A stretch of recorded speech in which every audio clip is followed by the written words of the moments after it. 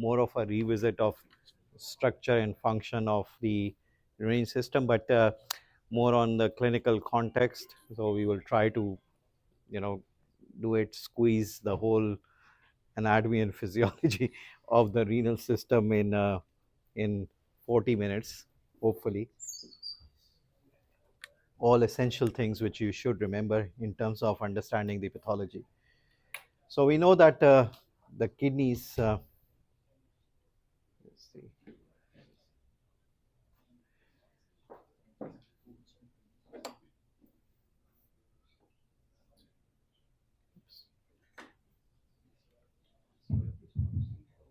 okay,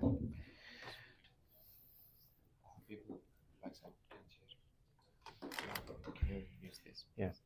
So the kidneys are, retroperitoneal structures. They are present in the abdomen, and they are basically behind the peritoneum, located. You can see it here. The right kidney is a little bit lower than the left kidney, somewhere between T12 to L3 vertebral levels, if you want to approach them. They are partially covered by the 11th and the 12th rib.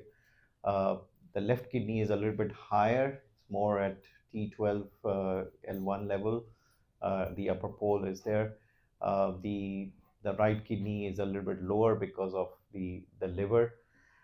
We have the two suprarenal glands here on the top of the kidneys, which you can see. Uh, and then from the hilum of the kidneys, you can also see the ureters actually coming out. So you can see here, these are the ureters which are coming out from the hilum of the kidneys. And as the ureters are going to pass down, you would find out that the ureters are crossed by the common iliac artery, and as they enter into the pelvis. And when the ureters are entering into the urinary bladder in females, the uterine artery is something which crosses over the ureters. The ureters cross over the uterine arteries to enter into the urinary bladder. So what you need to remember is that in cases of gynecological surgeries where you are dealing with ligating uterine artery, accidentally sometimes the ureters are also ligated, which can lead to hydronephros. It can also lead to hydroureter, because if you ligate the ureter with the uterine artery while doing a surgery on the uterus, it can result in hydroureter and hydronephros. A little bit of the embryology. So we know that the kidneys start to develop around the third week of development, and it starts to develop in the cervical region of the fetus initially, and these kidneys are called pronephros. They disappear around the fourth week, and we have a replacement of these temporary kidneys which are called mesonephros, which starts to appear around the fourth week of the intrauterine life. And for the first trimester of the intrauterine life, the major functioning kidneys are mesonephric kidneys. And these mesonephric kidneys, if you see, these mesonephros are connected to through these tubules to a duct which is called the mesonephric duct, and this mesonephric duct opens into the cloaca. Around the fifth week of development, what happens is that from this mesonephric duct, the lower end of this mesonephric duct, there is a bud which arises, which is called the uteric bud. And this uteric bud starts to move towards the mesonephros, which are the permanent kidneys which start to develop in the sacral region of the fetus. And once this uteric bud, which arises from the mesonephric duct, has reached the metanephros, it starts to cause the differentiation of metanephros to become the permanent kidneys. So there are two things which are important in terms of development of the kidney: the metanephros and the uteric bud. And the uteric bud, which arises from the mesonephric duct, is the one when it touches the mesonephros or metanephric blastema, it causes the differentiation of the metanephros to form the renal parenchyma, the cortex and the medulla, which you see in the kidney, are coming from the metanephros. The ureteric bud is mainly responsible for giving rise to minor calyces, major calyces, the ureters, and all that is going to come out from the ureteric bud, which arises from the mesonephric duct as a diverticulum.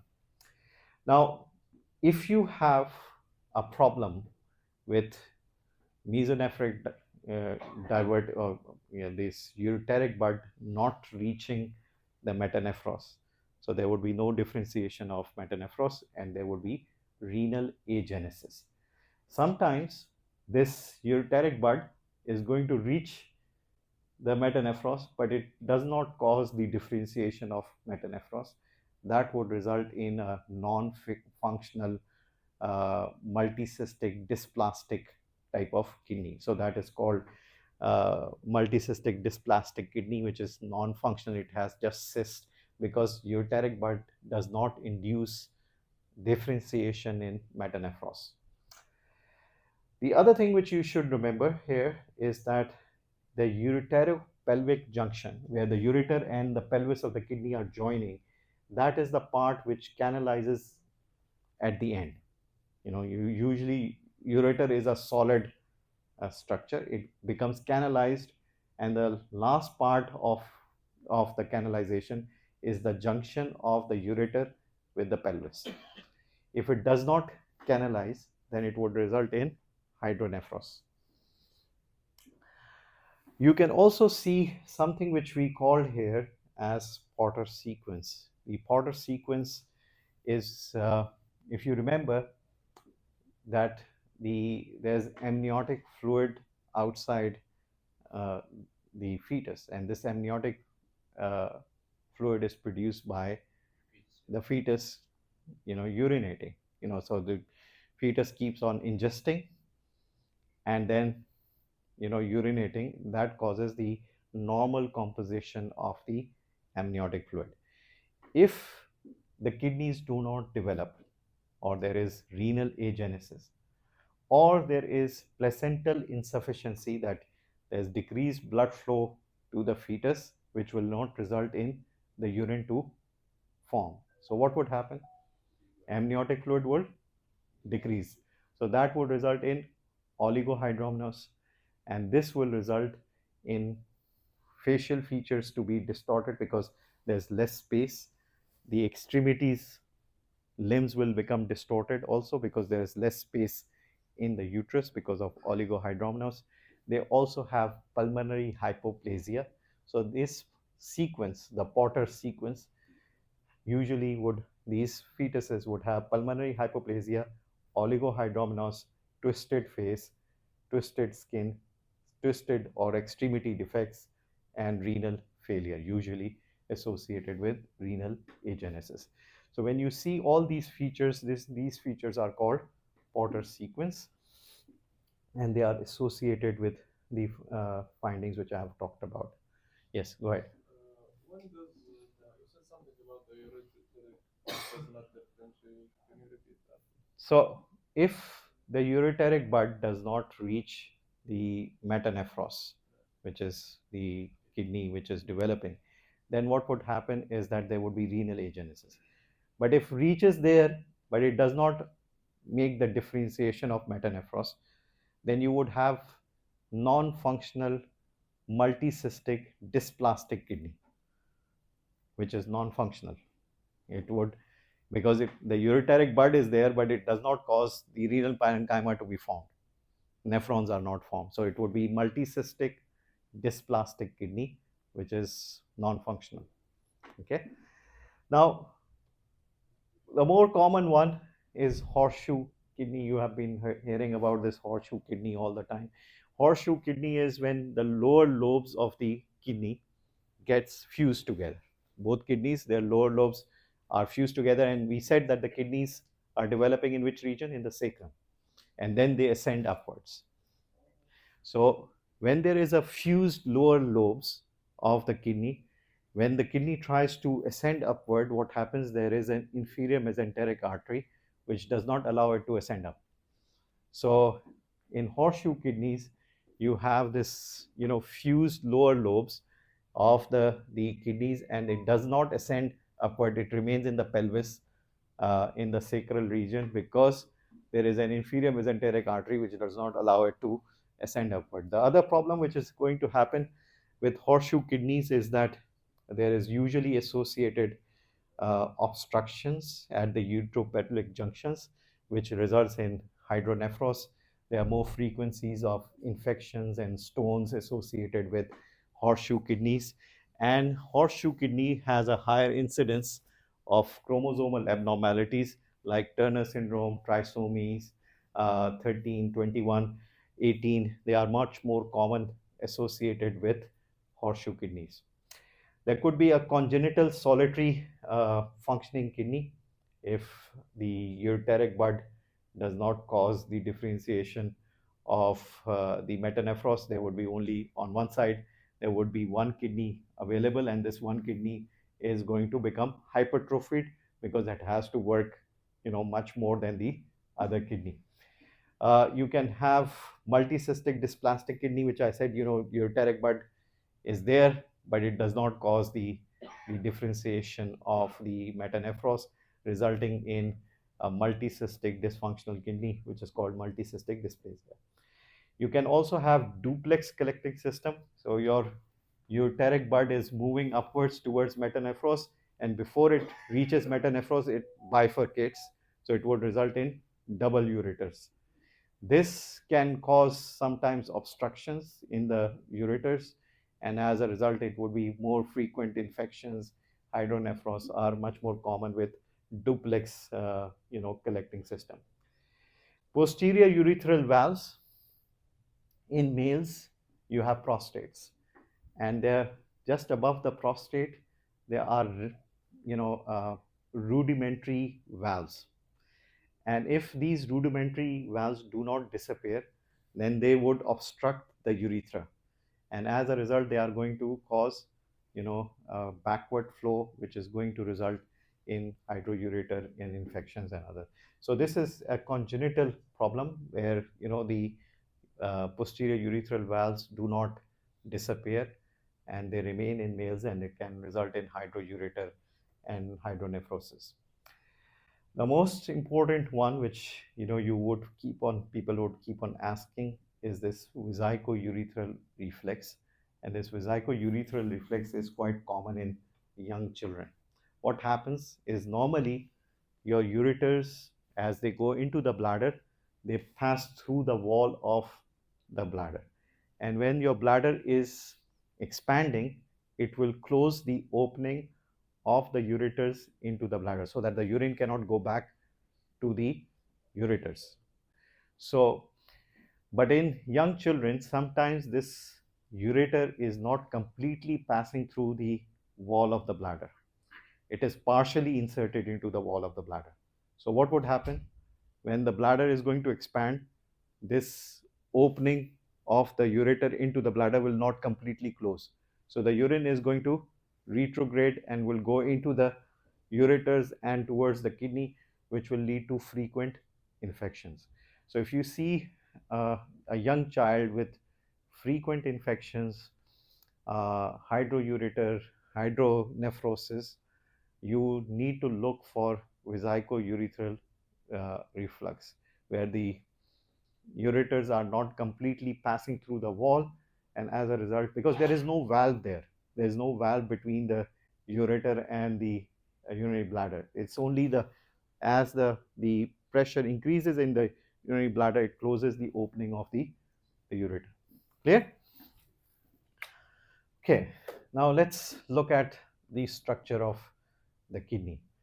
So what you are seeing here, this area is the cortex, the outer area is the cortex.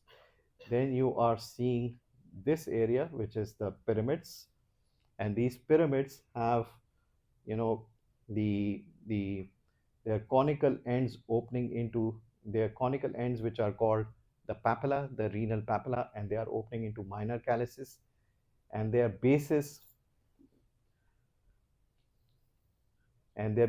are lying, are covered by the cortex. In between the pyramids, you see part of the cortex extending, and these are called the renal columns. This area between the pyramids, you can see the cortex extending. These are the renal columns. This is the pyramid. This is the renal papilla. These are the minor column, minor calyces, major calyces. This is the pelvis of the kidney, and this is the ureter. And this is the cortex of the kidney. So, in the cortex and medulla, what you are going to find are is together the cortex and medulla of the kidney is called the parenchyma of the kidney, and this parenchyma of the kidney has about 1 million these microscopic structures which are called the nephrons. The nephrons, if we look at them, we would find that the nephrons will have something called the glomerulus, which is a bunch of capillaries covered in a capsule which is called the Bowman's capsule. Then you have the proximal convoluted tubule. Then you have the loop of Henle, which goes into the medulla. It has a thin segment and a thick segment. Then you have a distal convoluted tubule, and then you have the collecting tubules. The collecting tubules are going to open up into the renal papilla, and the renal papilla is going to open into minor calyces, major calyces, and then to the so part of the nephron, the collecting tubules are the ones which are coming from the ureteric bud. So minor calyces, major calyces, collecting tubules are all arising from ureteric bud. The rest of the nephron is from the metanephros. So metanephros is giving rest of the nephron, collecting tubules, renal papilla, minor calyces, major calyces, ureter, they are all coming out from the ureteric bud, which is the diverticulum from the uh, mesonephric duct. Blood supply, the arterial supply is through the renal artery. Renal artery comes into the hilum and divides into segments. So there are segmental arteries. So each pyramid with the adjacent renal column is a lobule or a lobe of the kidney. So each lobe of the kidney is going to get its segmental artery. So you have the renal artery coming in, dividing into 5 to 10, how many, whatever the lobes are, accordingly would divide into 5 to 10 segmental arteries. Each segmental artery will go between the lobes.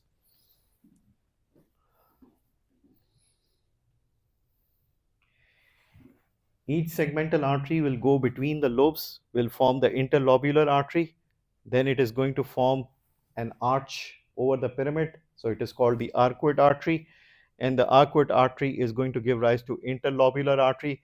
And this interlobular artery is going to give rise to efferent arteriole, which is going to form a capillary network from where the efferent arteriole will arise, which will form peritubular capillary network, and this peritubular capillary network is going to ultimately end up into interlobular vein, then arcuate vein, interlobular vein, and then renal vein. So this is how the arterial supply is going to work. Now the important thing here which you need to remember is that the medulla, although the kidney is getting 20 to 25% of the cardiac output, but cortex is getting the most of the arterial supply. Medulla does not get that much of the arterial supply. So it is very sensitive to ischemia. So if there is an ischemia to the kidney, which area is going to be affected? Medulla. So acute tubular necrosis, when you hear the term acute tubular necrosis, is the renal tubule is affected. It's mainly in the medulla, and it is basically because of ischemia to the kidney. So when you have ischemia to the kidney, you have acute tubular necrosis because medulla is very sensitive to ischemia. Now, if we look at the glomerulus, you would find that there is a capillary network by the afferent arteriole, and then this is the efferent arteriole. You have endothelium, which is fenestrated, so there are gaps in the endothelium. Then you have the basement membrane, which is made up of collagen type 4 and heparin. And then outer aspect of the basement membrane, you see these green epithelial cells, which are the podocytes. So this is the filtration, uh, you know, filtration membrane through which the plasma is going to get filtered into the Bowman's space, which is the space in the Bowman's capsule. So it has to pass through the endothelium, through the fenestrated capillaries, then pass through the basement membrane, which is made up of heparin and type 4 collagen, and then pass through the holes between the podocytes, which are made up of epithelial cells, to enter into the Bowman's space. So these are the three components of the filtration membrane, which are there in the Bowman's capsule or glomerulus. Glomerular filtration has to be through the endothelium, basement membrane, and podocytes. And there are two important things in terms of filtration. One is the charge, because the basement membrane is negatively charged. So negatively charged things like proteins will not pass, like albumin, because the basement membrane is negatively charged. The other thing is the pore size.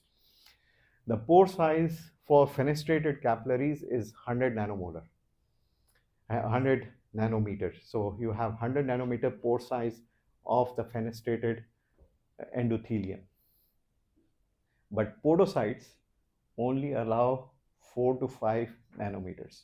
So you can have only those particles which are less than 4 to 5 nanometer in size, which will pass through this filtration barrier to enter into the Bowman's capsule. So there are two things which are important here. One is the charge, the other is the pore size. The pore size of fenestrated capillaries is around 100 nanomolar and 100 nanometers, and the pore size for the podocytes, which are on the outer aspect of the basement membrane, is around 4 to 5 nanometers.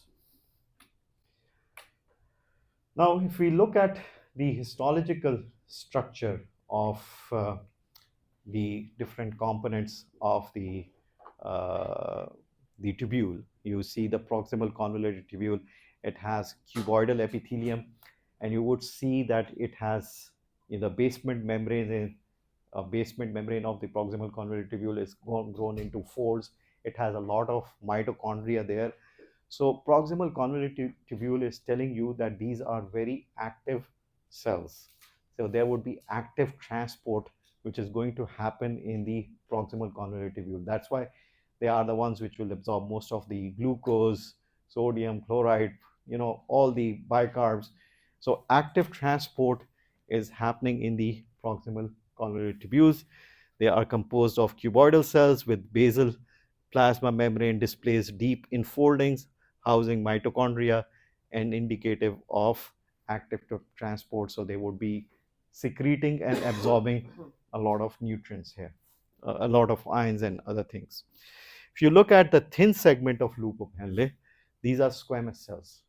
And these squamous cells are mainly there for passive absorption of water.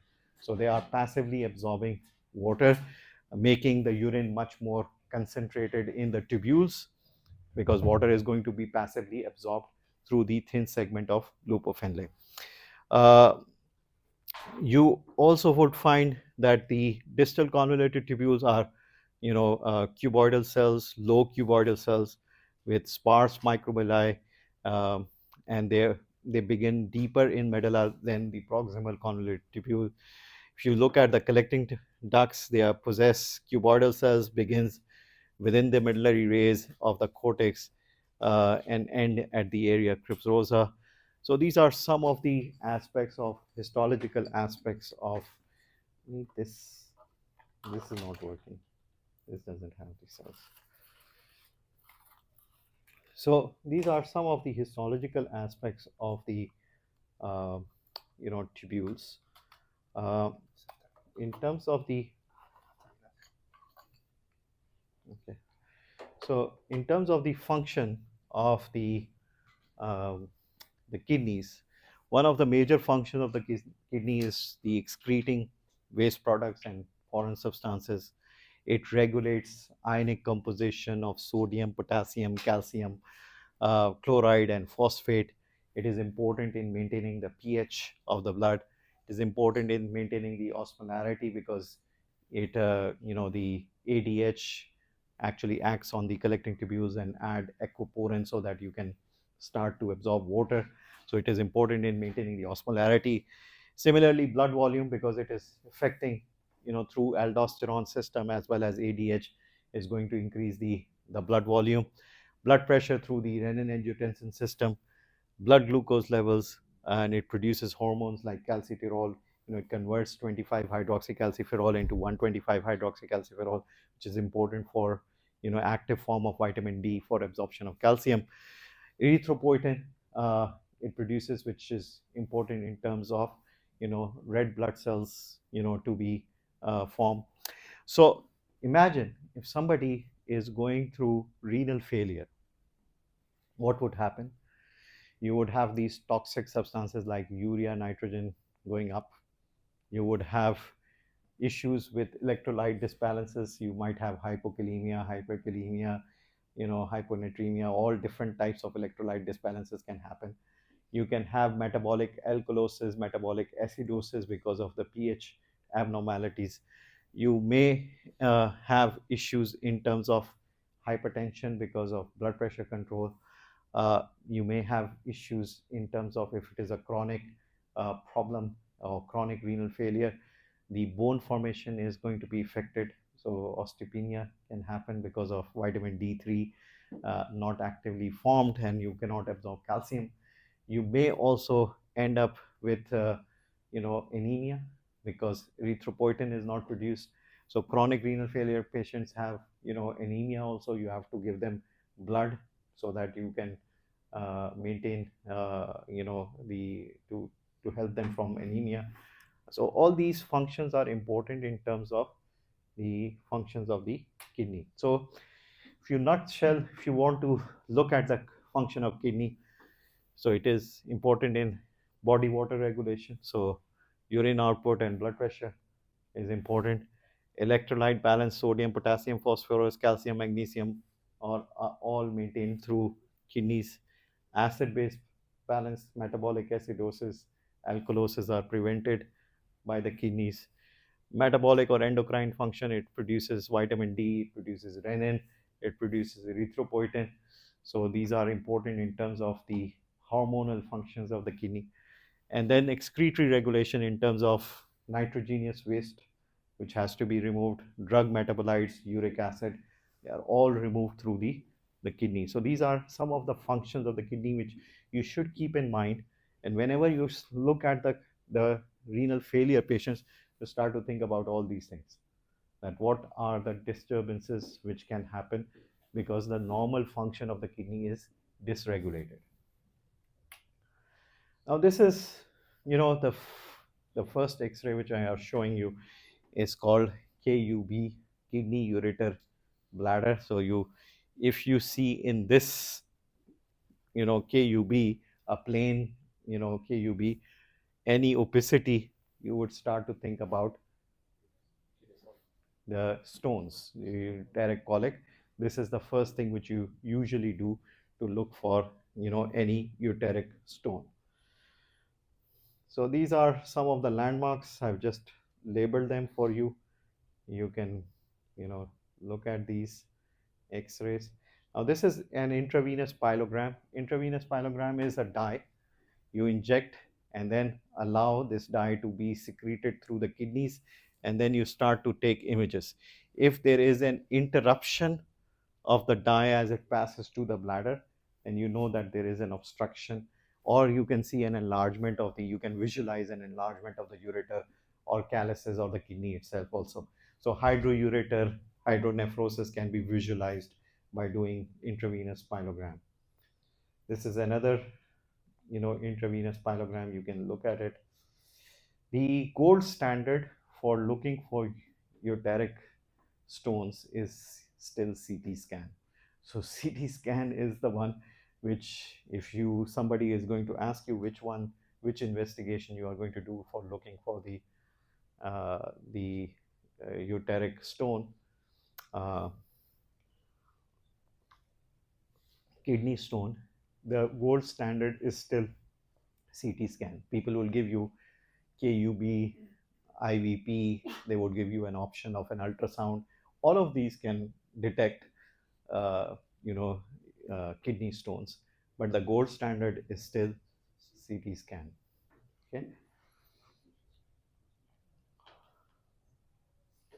Okay. Now, the course of the ureter, as we said, it passes, rises from the renal pelvis, travels under the gonadal arteries, and passes over the common iliac arteries. So it passes over the common iliac arteries and it passes under the uterine arteries. And most commonly, it can get ligated while you are doing surgical procedures on the uterine or ovarian arteries, because it passes below the uterine artery. You're picking the uterine artery in the ligation, you accidentally ligate the ureter, it would result in hydronephrosis and all those type of things.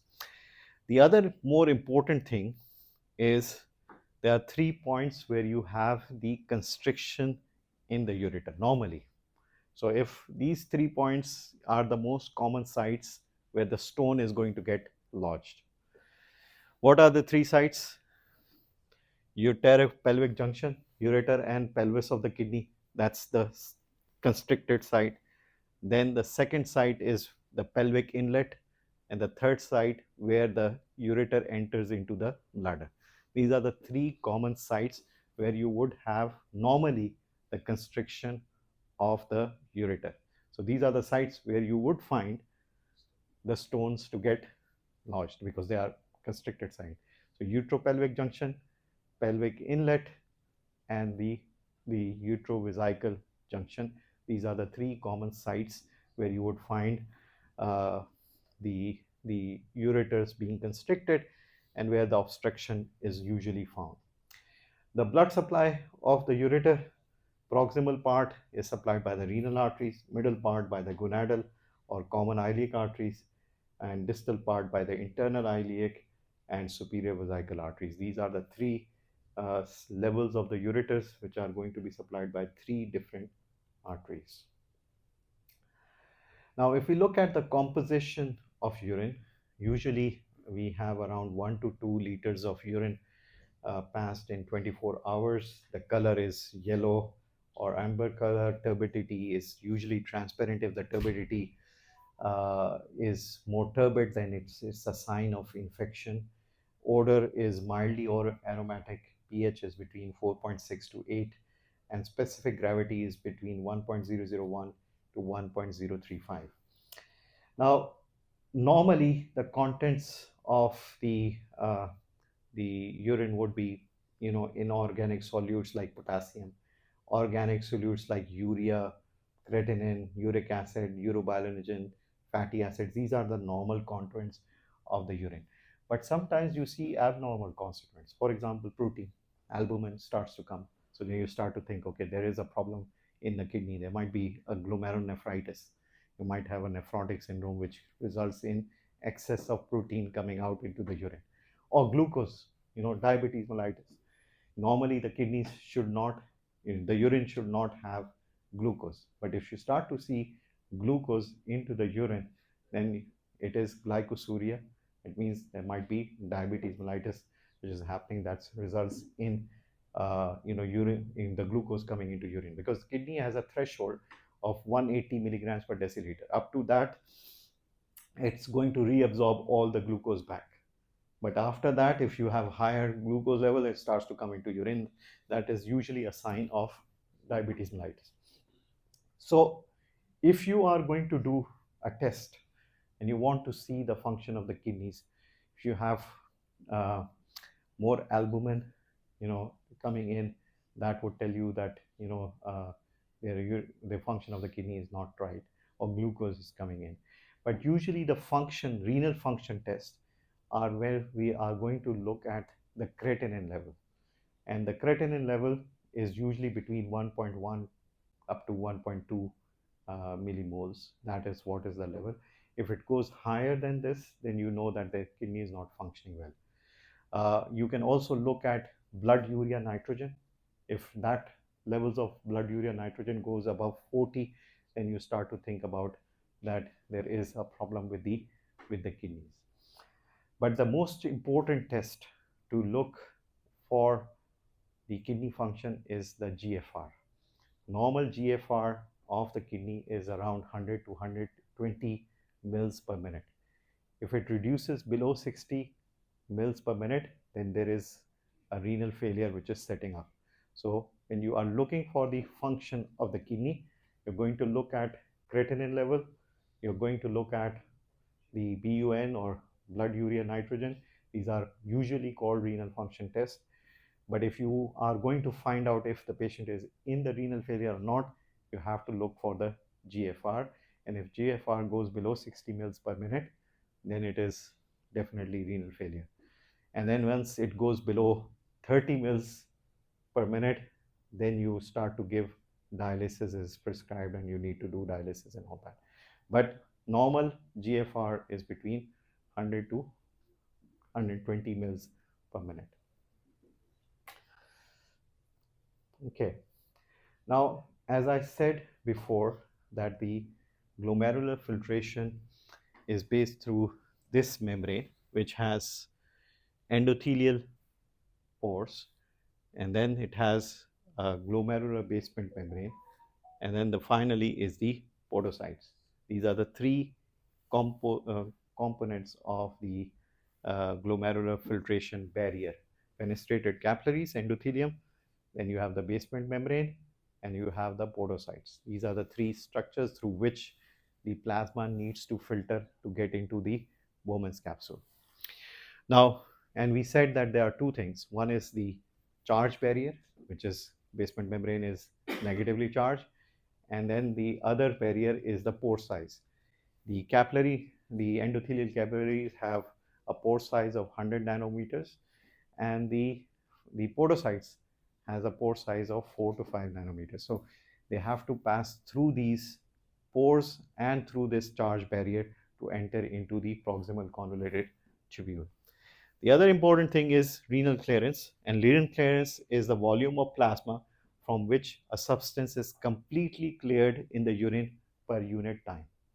Now, if the clearance of a substance is less than the GFR, then there is net tubular reabsorption. You have absorbed that substance. That's why the clearance of that substance is less than the GFR. If the clearance of that substance is more than GFR, then there is a net tubular secretion of that substance. And if the clearance of that substance is equal to the GFR, that means the same amount of reabsorption and secretion is happening for that particular substance. Glomerular filtration rate ideally should be calculated by a substance called inulin. Why? Because inulin is neither secreted nor reabsorbed from the renal tubule. So inulin should be the ideal substance for estimating the GFR. But usually we use creatinine clearance, and creatinine is partially secreted in the tubules.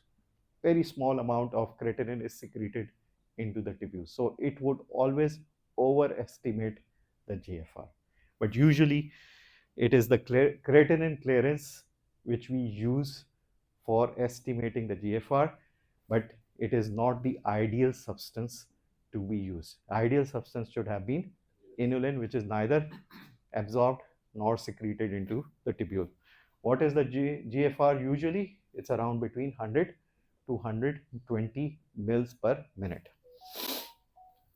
Effective renal plasma flow. This is this is estimated by another substance which is called para-aminohippuric acid, and usually the renal plasma effective renal plasma flow is around 20 to 25% of the cardiac output. The more important thing is this filtration fraction. The filtration fraction is GFR divided by renal plasma flow. So if you divide the GFR with the renal plasma flow, it is around 20%. Normal filtration fraction is around 20%. It is The estimation is done by dividing the GFR by the renal plasma flow. Now, why this is important? Because you have things like prostaglandins, which preferentially dilates the afferent arterioles. So, if you give prostaglandin, it dilates the afferent arteriole. What would happen?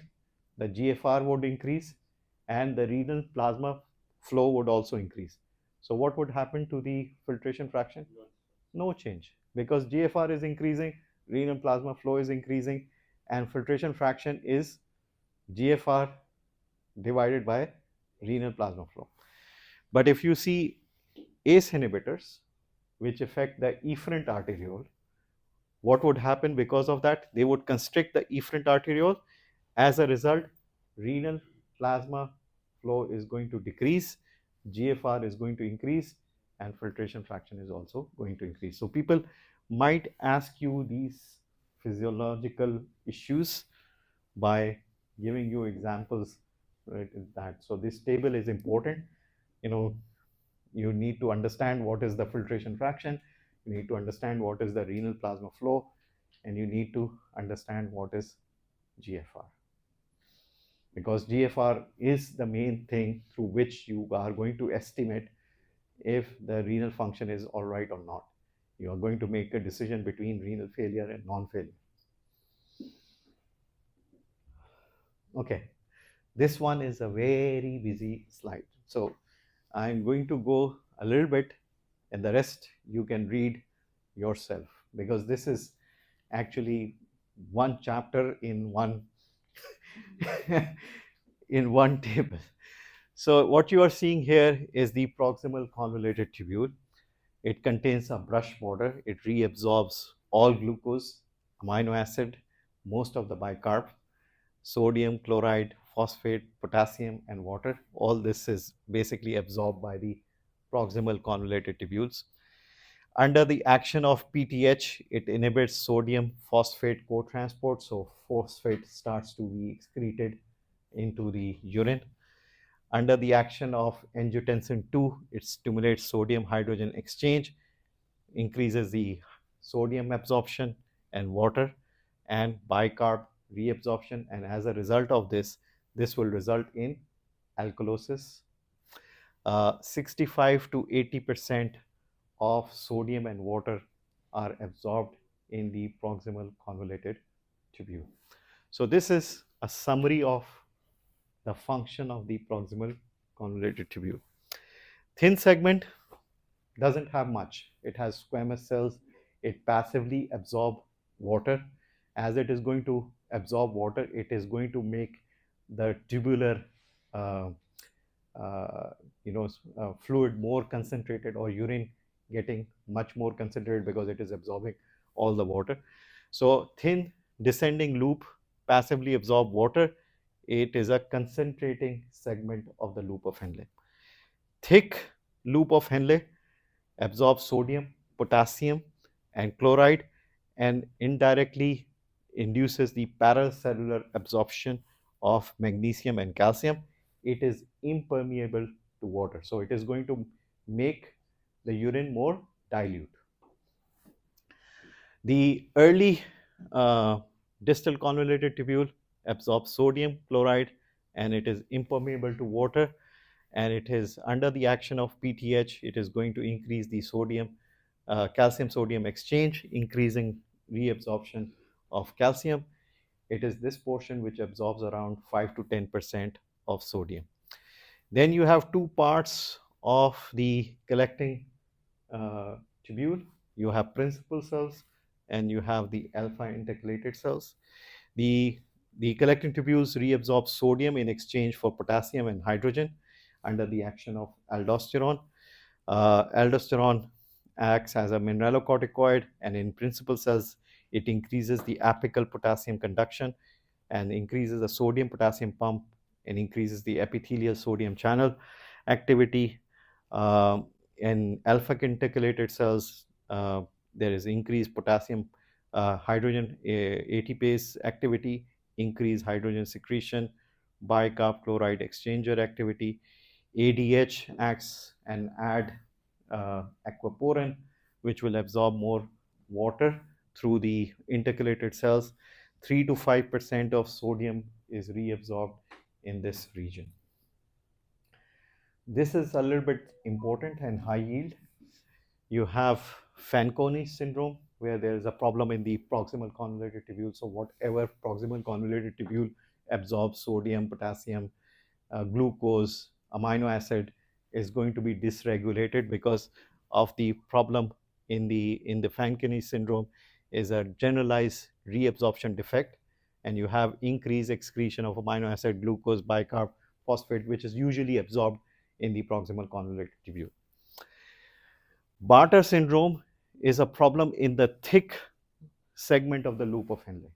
And this transporter, which is called sodium potassium 2 chloride transporter, is defected in the Bartter syndrome, which results in metabolic alkalosis, hypokalemia, and hypercalcemia. It's just like somebody is on loop diuretics. You would hear about loop diuretics in this in pharmacology lectures. The channel which the loop diuretics usually work on is the sodium potassium 2 chloride transporter, and if that is defected, you will continuously pee. So these guys will continuously pee. They have hypokalemia, metabolic alkalosis. So you need to replenish potassium in these guys because this is a autosomal recessive disorder. Gentleman syndrome, there's a problem in the distal convoluted tubule. Again, you have metabolic alkalosis and hypomagnesemia, hypokalemia, hypocalcemia. Liddle syndrome has a gain of function mutation where sodium channel degradation is decreased. So you start to absorb a lot of sodium. So the blood volume is going to increase. It's an autosomal dominant disorder. Syndrome of apparent mineralocorticoid excess is is a syndrome where you have this enzyme which is 11 beta HSD, which is usually present in the kidney, and it converts the cortisol into cortisone.